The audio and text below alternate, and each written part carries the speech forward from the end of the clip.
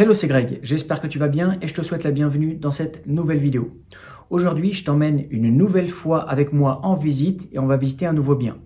Dans une vidéo précédente, je t'avais emmené avec moi en visite et on avait visité un bien qui était dans le 7e arrondissement. Et je t'avais dit que dans Paris, on avait sur le podium 3 arrondissements qui étaient les plus chers de la capitale. Sur la 3e place, on avait le 8e arrondissement. Sur la 2e place, on avait le 7e arrondissement et première place, on avait le 6e arrondissement. Le 6e arrondissement, c'est là où tu vas retrouver les rues les plus chères de Paris. Et aujourd'hui, je t'emmène dans le 6e arrondissement. On va aller visiter un bien. Ce bien-là, il est en vente aux enchères. Alors, juste pour te partager 2-3 petits détails, c'est un bien qui fait 55 mètres carrés. Il est situé dans un immeuble, mais c'est pas un immeuble de haut standing, on va dire que c'est un immeuble standard. Les parties communes sont assez propres. Et en fait, l'appartement, c'est un appartement qui est à rénover dans son intégralité. Tu vas voir, il a un beau petit potentiel, mais je t'avouerai que le prix de départ, c'est quand même un prix qui est assez élevé. On est sur un prix de départ de 815 000 euros. Donc concrètement, si tu fais le prorata entre 815 000 euros et 55 mètres carrés, on est quand même sur des prix du mètre carré qui est assez élevé. On doit être un peu plus de 14 000 euros du mètre carré. Alors comme je te l'avais dit aussi, je sais que tu peux trouver que ces prix-là sont vraiment très excessifs, mais c'est les prix qui se pratiquent dans Paris et surtout dans le 6e arrondissement. Je suis sûr que si par exemple toi tu habites dans le sud de la France, pour 800 000 euros, tu pourrais sûrement acheter une grande villa de plusieurs centaines de mètres carrés. Donc là, on va aller faire la visite du bien et on fait un petit débriefing en fin de vidéo. Allez, c'est parti. Alors là, tu vois, on est dans le 6e arrondissement. Donc on va aller visiter un bien qui est situé rue des Beaux-Arts. Donc c'est le 6e arrondissement. C'est vraiment un arrondissement qui est assez chic, assez prestigieux. Donc là, tu vois l'immeuble, c'est un immeuble classique, standard, hein, pas un immeuble haussmannien. On a des parties communes qui sont plus ou moins propres. C'est pas des parties communes de haut standing.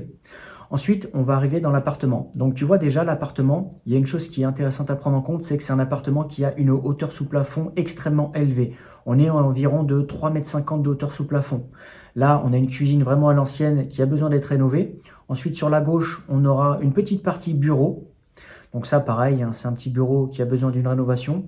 Alors certains pourraient dire qu'on peut faire une chambre, mais je t'avouerai que c'est un petit peu petit pour faire une chambre. On a une vue sur une cour intérieure, c'est agréable, c'est plus ou moins standard, on va dire, il n'y a pas trop de vis-à-vis non plus. Ensuite, on arrive à l'entrée. Donc, tu as vu, il y a pas mal de boiseries. Même si l'appartement il est à rénover, je trouve que ça a un certain cachet et que peut-être ça pourrait être quelque chose à garder. Ensuite, là, juste dans l'entrée, on a la partie toilette séparée de la salle de bain. Je trouve ça toujours intéressant. Ensuite, on a la partie salon. Et tu vois, comme je te l'ai dit, on a 3,50 m de hauteur sous plafond. Et ça fait partie des choses qui sont haut de gamme. Dans un appartement haut de gamme, tu vas voir les volumes. Les volumes, ça compte énormément. Plus tu as une hauteur sous plafond et plus ça ajoute du cachet, ça ajoute de la qualité et du prestige au bien immobilier. Là ensuite, tu vas voir la chambre. Donc tu vois, c'est une petite chambre, hein, rien d'exceptionnel. Bien sûr, une chambre à rénover. Donc on va voir également une vue sur cour. Donc c'est quand même une vue un petit peu dégagée. C'est pas une vue où on a un vis-à-vis trop proche. Juste à côté, on a un petit dressing. Et ensuite, quand on va sortir de la chambre, là, juste à gauche, on va voir partie salle de bain. Donc pareil, hein, une salle de bain à rénover. Et ensuite, on aura la partie salon. Moi, je trouve vraiment que le salon, il y a quelque chose qui est très intéressant à faire. Vraiment un grand salon avec une belle hauteur sous plafond. Alors, comme tu l'as vu, cet appartement-là, c'est un petit appartement. C'est un petit 2 pièces qui fait 55 mètres carrés. Alors, n'hésite pas à me dire ce que tu en penses dans les commentaires. Donc, je trouve que cet appartement-là, il a un gros potentiel. Et moi, personnellement, ce que j'aime bien, c'est la hauteur sous plafond. Des appartements comme ça dans Paris, il en existe plein, mais des appartements avec une telle hauteur sous plafond, c'est quand même assez rare. Je fais pas mal de visites et je t'avouerai que j'arrive à repérer des biens qui sont quand même assez uniques dans leur disposition. Et ça, je t'avouerai que c'est quand même assez rare d'avoir une hauteur sous plafond aussi élevée.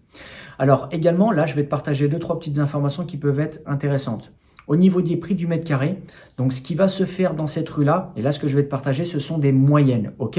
Alors au niveau du prix du mètre carré dans la rue, on va être dans la fourchette basse. Alors je t'avouerai que dans la fourchette basse, il y a quand même une moyenne assez large. Ça peut aller de 11 000 jusqu'à 14 000 euros du mètre carré. Et ça, c'est la fourchette basse des prix du mètre carré.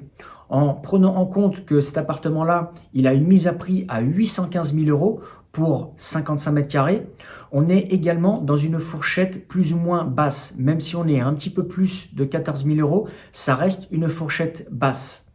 Ensuite, sur la fourchette moyenne, on va être entre 16 et 17 000 euros du mètre carré. Donc là, ça commence à être assez conséquent. Et dans la fourchette haute, tiens-toi bien, assis-toi, on va être aux alentours des 21 22 000 euros du mètre carré. Alors bien sûr, pour arriver à ce prix du mètre carré là, il faut vraiment que déjà d'une, ce soit un immeuble de haut standing. Également, l'appartement, c'est pas un appartement qui sera à rénover. Si tu vends un appartement à 20 000 euros du mètre carré, faut quand même qu'il y ait un minimum de cachet, un minimum de rénovation. Mais je t'avouerai que des fois, dans Paris, je vois tellement des choses qui sont décorrélées de la réalité. Tu as des appartements des fois qui sont à vendre à des prix du mètre carré élevés dans la fourchette haute et qui ont également besoin d'une rénovation. Mais ça, c'est pour te remettre un petit peu les choses dans le contexte. Comme je te l'ai dit, cet appartement-là, il est à vendre aux enchères. Alors aujourd'hui, quand je te tourne cette vidéo, l'enchère, elle n'a pas été terminée, d'accord? Elle n'a pas été clôturée.